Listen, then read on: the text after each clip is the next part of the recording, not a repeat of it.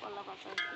পানির অভাবে কোনো কিছুরই গাছ জ্বালাইলো না, পানির অভাবে কিছুরই গাছ জ্বালাইলো না। কত কিছু বিচি লাগাইলাম এর মধ্যে, লাল শাকের, পাটের, পুঁই শাকের।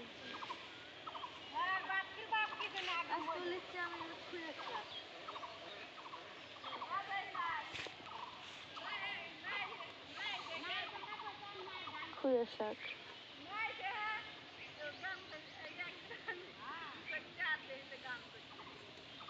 ছাদের লাউ। কার গাছের লাউ?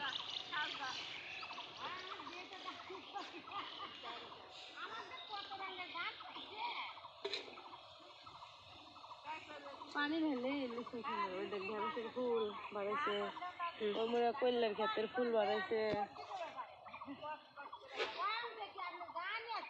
ছোট্ট বাগান। এই যে ঢেঁড়স, এই যে ঢেঁড়স, কদরের গাছে ফুল।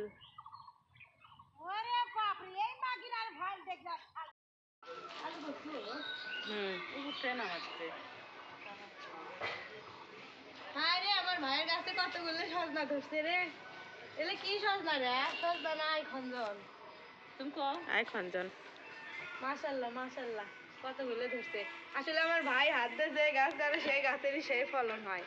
আর এলে কি সুন্দর আইখঞ্জন ধরে ধরে আছে।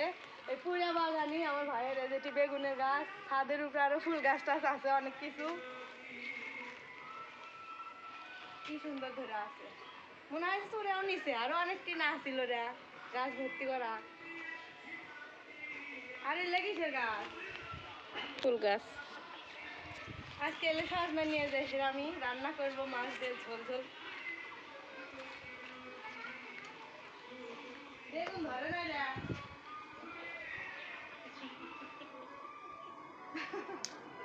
বেগুনের কেবল ফুল আসছে, আমার গাছেও আসছে ফুল আসছে কিন্তু। আর এই গোবর গুলো ভাঙছে, হায় রে গন্ধ, পুরে এলাকা জুড়ে গোবরের গন্ধ। খাদ্য খিলাই তো গরু, গোবরের গন্ধ।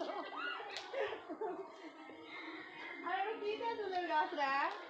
মিষ্টি তেঁতুল দে আমাকে, মিষ্টি তেঁতুলের গাছটা আমি একটু পর্যবেক্ষণ করে দেখাই।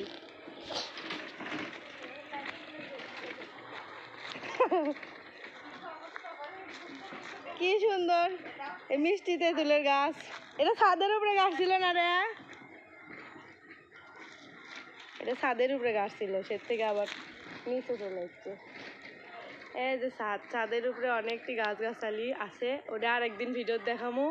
সজনা গুলো নিয়ে যাচ্ছি আজকে, নিয়ে যায় রান্ধিমো।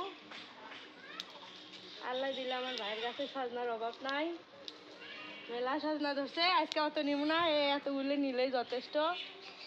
পরে আবার যখন রান্ধি তখন আবার নিয়ে যাবো। আর এই নিচের গুলো তো চোর চোরটারাই খাইছে। আমরা দুজন মানুষ অত সজনা নিয়ে নষ্ট করবো না, এই করে আজকে নিয়ে যাবো।